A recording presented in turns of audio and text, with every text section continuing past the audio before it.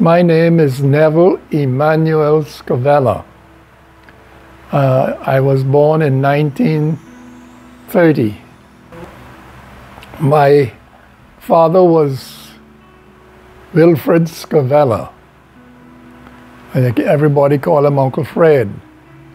And my mother is Lulie Scavella. My mother came from Pompey Bay, Acklands, and my father was from Landrell Point. My mother's maiden name was Hannah. Did your father have siblings? Yes. He had brothers and sisters? Yes. Do you remember any of their names? Yes. He had 3 brothers and 1 sister. And they were out nearby the airport in that area. That's where they live. Okay. And then I had an aunt who lived out that area too. Okay. In fact, when they put in the new roads, they had to buy one of their property. Okay. So they had to move, and the road went through their property. Right. Yeah. So what about your mother? Did she have brothers and sisters? Yes, my mother had 2 brothers. I have my youngest sister is here with me, Yvonne. I have another sister in Crooked Island. Her name is Naomi. And then I'm the only brother left. There were 4 of us. My name is Neville. And then the one that followed me was Hugh. And then Carl. Carl died about 2 months ago. Yes. And then Earl. Earl was went down in a plane accident, whatever you call it. Most people believe that he was brought down by the Americans. That's what the Cubans told me. Said that they saw, they sent a helicopter, created a vacuum and moved out, and his plane went down. So when did that happen? That happened in 1992. Okay, he was a pilot? He was a pilot. Yes. And so the plane went down. Was it found?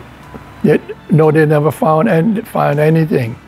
It was 3 other men with him in the plane. They all went. So nobody was found. And they were only about 10 minutes away from landing in Crooked Island. And he had called his boys to pick him up from the airport. And they went down to pick him up, and they waited. And the Cubans told me, because I went everywhere trying to find what really happened. The Cubans told me it's an American helicopter went under his plane, created a vacuum and pulled out, and the plane went down like that.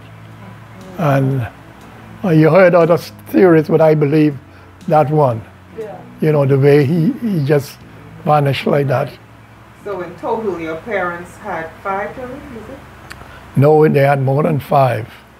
There were me, Hugh, Carl, Earl, who went down the plane, and there was another boy who died in infancy. Then I had Eloise, the oldest sister, then Naomi, and this one is here with me, Yvonne. Right. Yeah. Okay. It was a big family.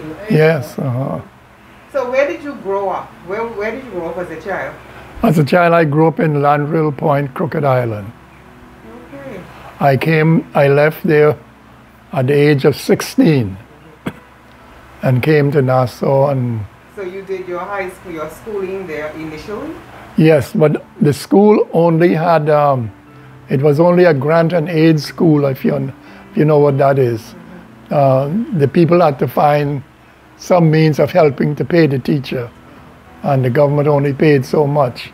My grandmother was the school teacher at first, and then they got a school which was an upgrade, and the teacher there was Arnold Farquharson.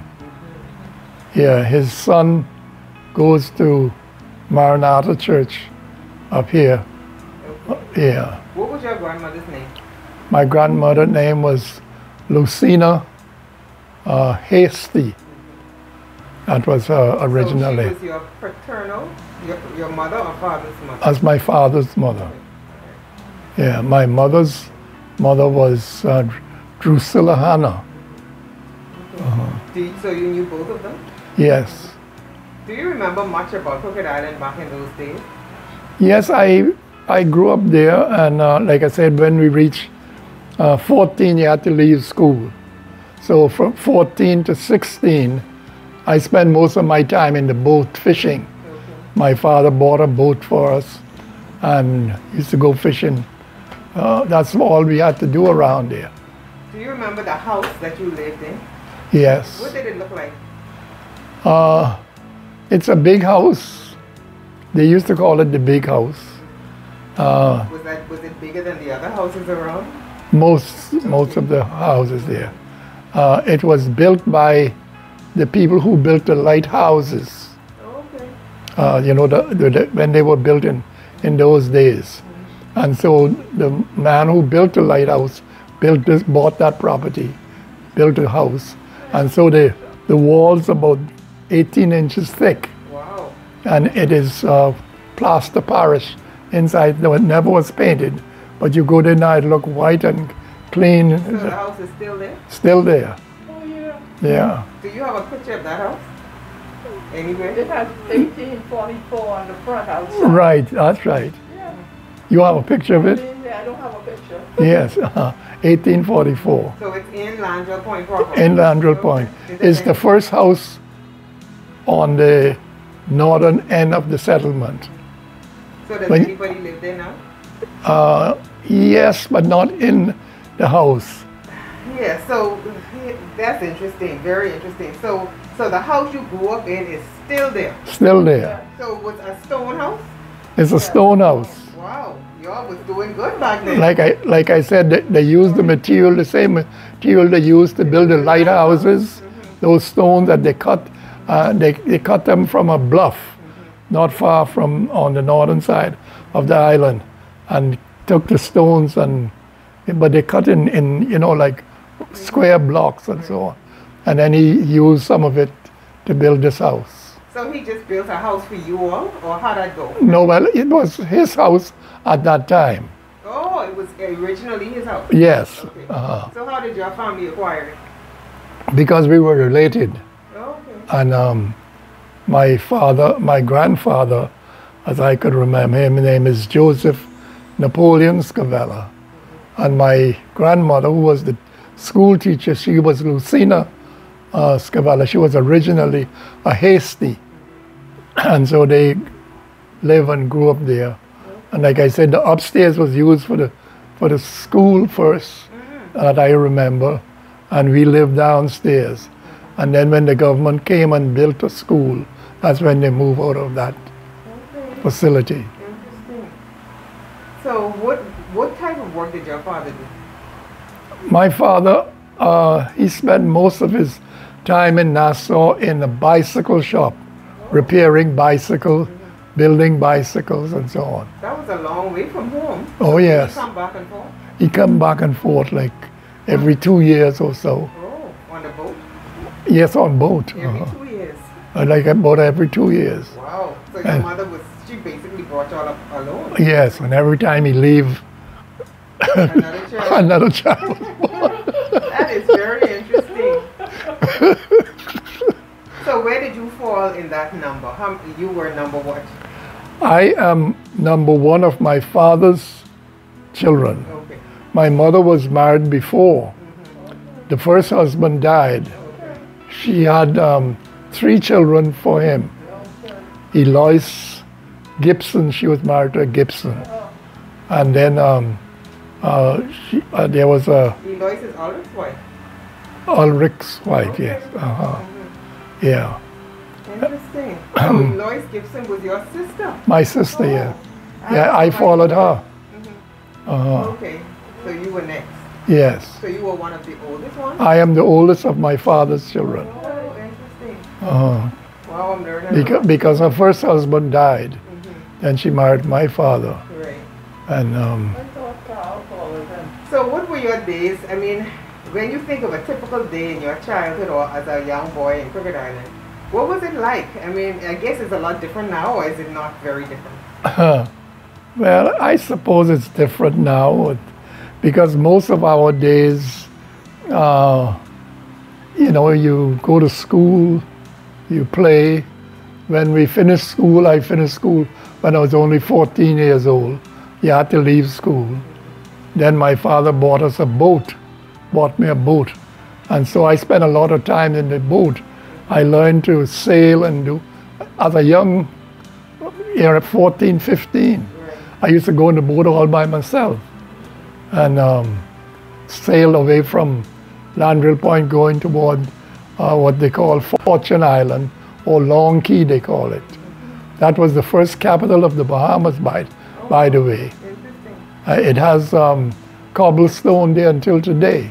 Do you remember other families that lived in that area at that time? Yes, I remember my Uncle Frank was there. He was the shopkeeper. He had a shop. And then my aunt, Burke, was married to a McKinney. You know, remember Pastor McKinney? Pastor McKinney's father was married to my aunt. Yes, and so we all were. So it was like those were the people in your community at that time? Yes, Do you remember the Gibsons, like Shervin Gibson? Yes, yes. They live in a little community by themselves, not by themselves, but in the center of the settlement. They call it the Gibson Yard. Okay. And they had three main families there. My sister was married to Ulrich Gibson, who his father spent most of his time in New York. Hardly anybody knew him. He used to send things to his wife and all of that. Yeah, a lot of fathers lived abroad. Yeah, her name was Edith Gibson. Then you had John Gibson, who was married to Maudie. We call her cousin Maudie. She was related to us from Arklands. And then there was Ben Gibson, who was, his wife was from Crooked Island. And so there were three main Gibson family there. And we call it the Gibson Yard. Mm-hmm. So, you want to... Go ahead. Would that property be down near the church? The property near the church is the Scavella's property. No, I mean where the Gibsons live now. Robert Gibson lived down to the corner and around. Remember that area? Yes. He lived out there by the sea. The sea. Yeah. And around to the corner. Uh-huh. Some property there, this Gibson property. And it goes right up to where and Marina. Right, yeah, that was the Gibson, yeah. That's the Gibson property. That was the Gibson Yes. property, yes. Uh-huh. Yeah, you had the Gibson and the Wileys. Right. I don't know if you heard about the Wileys. Okay. I don't know. The Wiley family, Gibson family, and then you had there was another family there with Williams. I call Williams already. Williams, Gibson, and there's another family there. Can't remember the name. Did you have electricity back in those days? No, ma'am. No electricity? No And electricity. I suppose no running water?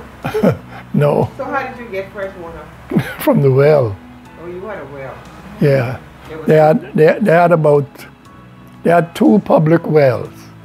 We had a well in our own yard that was just as good as the other well, but there were two public wells, and the water was very good, as we thought. Okay, so they got fresh water from the earth. From the earth, You yeah. had to go and get water in a bucket. Right. Right. No electricity, no water. So after sundown, there was no light. No light. Did you all have cars? Did anybody have a car? No. How did you get from one point to the next? Either on foot or donkey or horse. I fell off a horse. I didn't fall off the horse. The horse fell down with me. We have a pond. If you've been to Landrill Point, once. It's been so long, I don't remember. Okay, there's a lake. Yes. Okay, in those days, it wasn't open out to the sea, so in the dry weather, it go right down low. Right. And so I was on this horse, going from one place to the other, one side to the other, and the horse liked to run, and I enjoyed the speed the horse was making. And so I saw the horse going across this swampy part. Yeah. I tried to pull her in. She put her head down and kept going. And she stumbled, and I kept going over her head and, Wow. and landed up in the mud myself. Yeah. Did you get injured? Huh? Did you escape major injury or? Yes. Good. And I don't think I told my mother until today. Wow, interesting. What was the political climate like back then? I mean, I guess you were so far removed from politics. Yes, but they had politics as a boy. They had they had the different parties up there, and they had the UBP and the what I don't know if it was the PLP. Whatever, there was two vying parties. Right. And I remember one time they asked us boys, young boys, around 14, to take them from Landrell Point to Colonel Hill. You had to go through the cut, what you call, between Long Key and Crooked Island, and go down the creek, and then walk across to the settlement, which was Cabbage Hill and Colonel Hill. And we had the meeting there. I mean, not we, but the politicians had the meeting, and they asked two young boys to carry them. And we did. About how many people you think lived in Crooked Island at that time? I guess there were about maybe 300. Maybe 300. Back in those days, it probably was a little more than it in many communities than there are now. Now, because yes, people yeah. just move out. Right, I think it's more then than what it is now. So, what about church? Which church did you attend? We attended the Seventh-day Adventist Church. Oh, from back then? From back then. Seventh-day Adventist Church in Yes.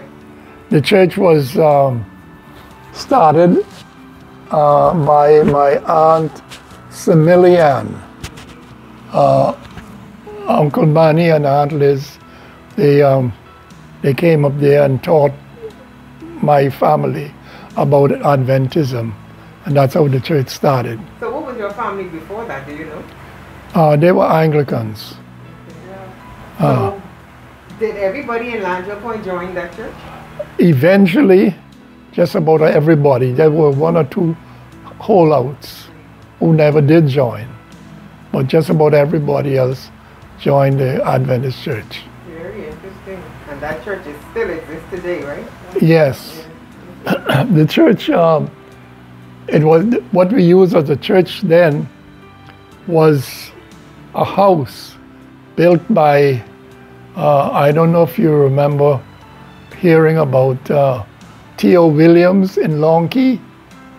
I don't know if I heard of it. And yeah, the Williams family, they were down here.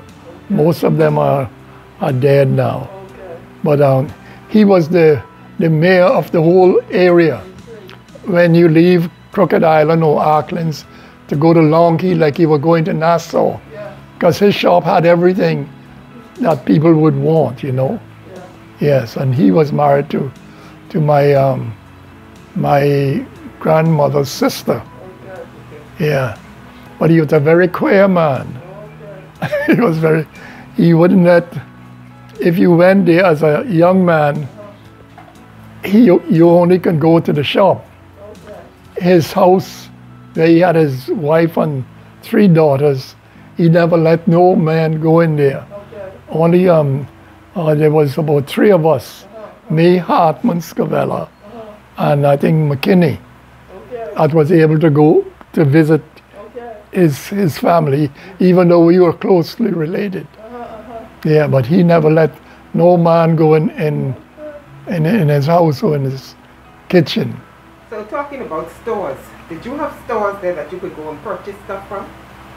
Not too much, only that same store in Long Key. You want anything, you have to go to Long Key. How far is Long Key? Is it long? About 17 miles from Landgrave Point. Long Key, 17 Is miles. it's only 17? Yes, Okay, all right, well. Okay. It had the post office and everything. Yeah, And the- the church on Long Key as well. Yeah, the first post office in the Bahamas was in Pittstown Point. Yeah, Interesting. yeah. Pittstown Point, Crooked Island. They put one there. That's where where the lighthouse is now. Right. On that point out there, that was the first post office. The building is still there, by the way. Oh, interesting. Yeah, the building is still there. So it's not being used. No, it was used at one point. They had it used as a restaurant. The people who bought it used to entertain people there. And Did you all have much outsiders, like any tourism at all, back in those days? we had people used to come there. Yeah, from way back. Okay, so after you left Crooked Island, where did you go? I came to Nassau. And that was, how old were you? I was 16. What did you do in Nassau? At first, I worked with Carl Stevenson, an interior decorator. He and his wife, they live up through Twynham Avenue. But he used to do Venetian blind. That was his portion. She would do the curtains and so on. They were interior decorators, and they do painting and so on. So this would have been in the mid-40s maybe, because you were 14 or 15? You were born in 1930, you said, right? Yeah, I was born in 1930. So, And I came down here when I was 16. oh, 16, okay. So it would have been more like mid to late 40s. 46. Right. Yeah, around that So age. how long did you continue doing that? I did that until I decided that I listened to my grandmother when I was only about 5 years old. She said when I grow up, she wanted me to go to Neville to become a missionary. And so that came strong to me. So I went to my boss and I told him, I'm going to school. So he said, you're going to school so you can starve. That's what he told me. So I tell him, no, I realized I didn't have any money, but it's just like the time had come for me to go. So I did what I could to get things together.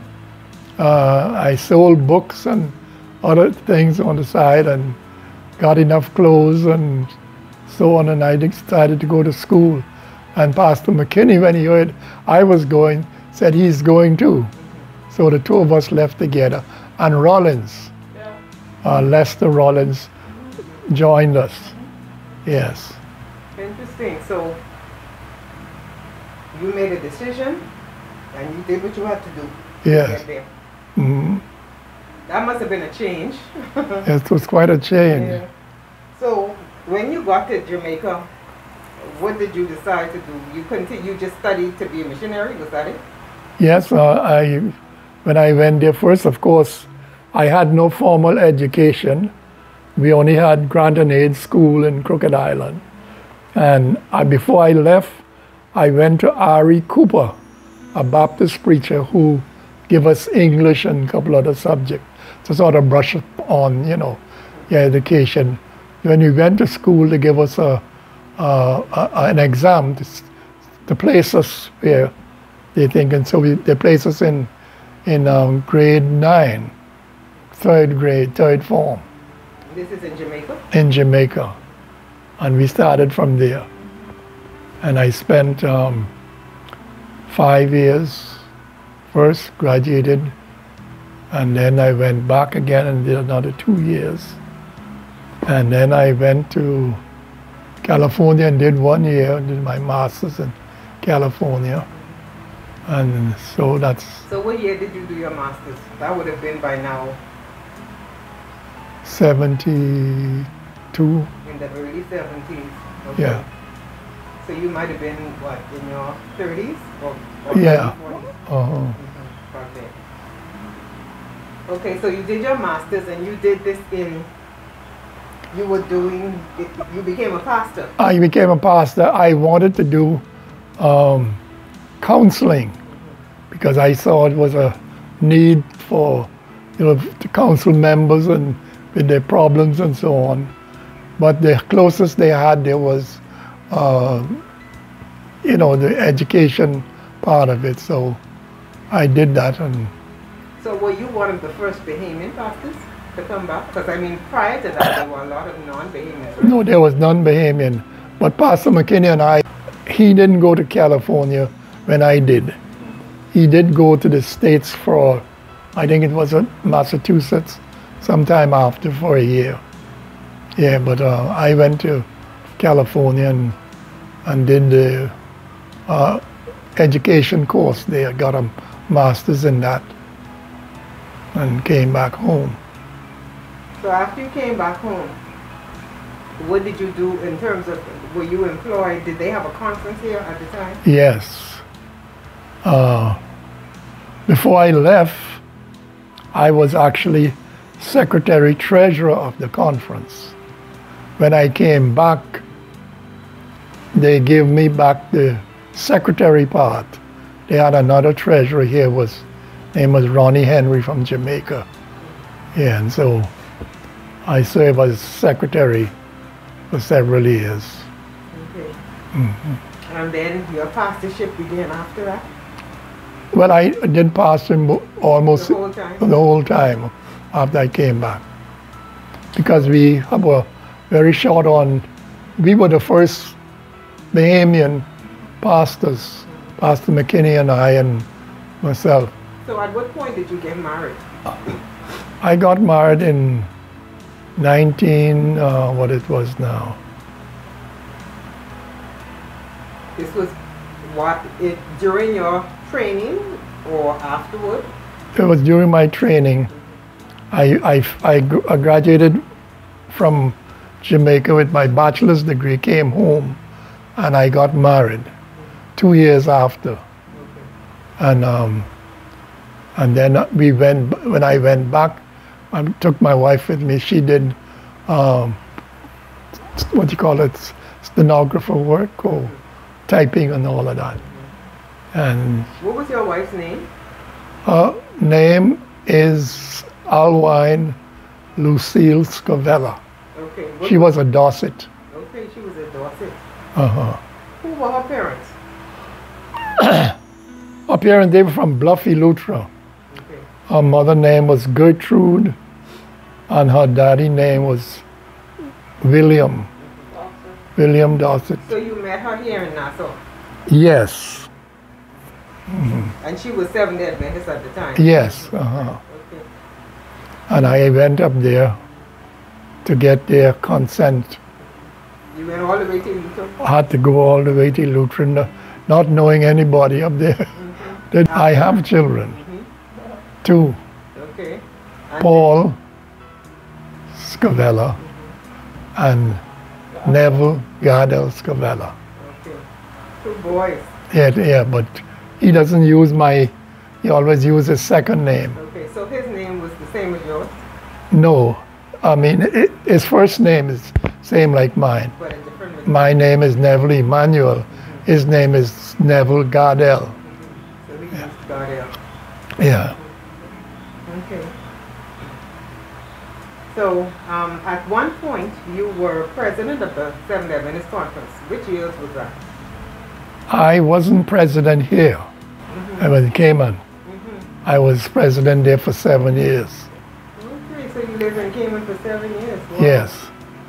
I was secretary treasurer here most of the time. Okay, and who was the president at that time? McKinney was most of that time. Yeah. So Cayman was a part of our conference? Was a part of the union. Okay, all right. And you But it had a different, just like how we have our own independence, Cayman had their own independence. in terms of your your general life, what are some of the things that you could recall if you was to just say a synopsis of the things that really made an impact on your life here in the Bahamas, either in Crooked Island or Nassau, in terms of your, you know, I mean, some people have something that just stands out. Is there anything that stands out for you? Well, the thing that stands out to me, I love building. I love building, and under my administration or as pastor, I built several churches. The last one is the Good News Church in Flamingo Garden. I rebuilt the church in Bluff. I built a new church in San Salvador. I built with Cargill the church in Crooked Island. And where else? Freeport, Grand Bahama. And Freeport, Grand Bahama. Yes, I built that. So that must have been your gift. Yes, I love building. And I said I took some, you know, lessons in building, even in California. I did some, you know, things in building. I love building. As a child, I remember that you lived in the Pythons Edition area on Jerome Avenue. Yes. That was where you were around the time I knew you and your family. Because my sister and I are around the same age, I assume, as Paul and Gardell. So was that a house that you built as well? Yes. I designed it and built it. Right. What about this house that you're in now? Same thing here. Wow, interesting. Yes. Very nice place. What advice would you give to anyone in general coming up now, whether they be young or old? What is your advice to people today, if you had to give a word of advice? I would say look for something that you like, that you love doing, and put your best into it. You know, because I designed this place, built it. I mean, I supervise. I didn't do all of the physical work, but I design it and see about the whole thing. Right. Yes. That must be very rewarding to know that you can have a plan. Yes. And then execute that plan to see right. What comes out. So excellent job. I really like it. It's very nice. But you look very good for your age. And you have a memory, and you can still, I mean, God is good. Wow. I mean, unbelievable. Awesome. Yeah. Awesome God.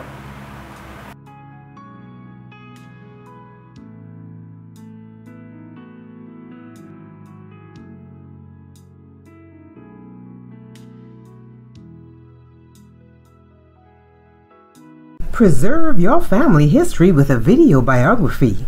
Ask your parents and grandparents to tell the story of their lives. A personal history is a priceless gift for family, friends, and generations to come. Contact Barbara Wilson at 457-3188.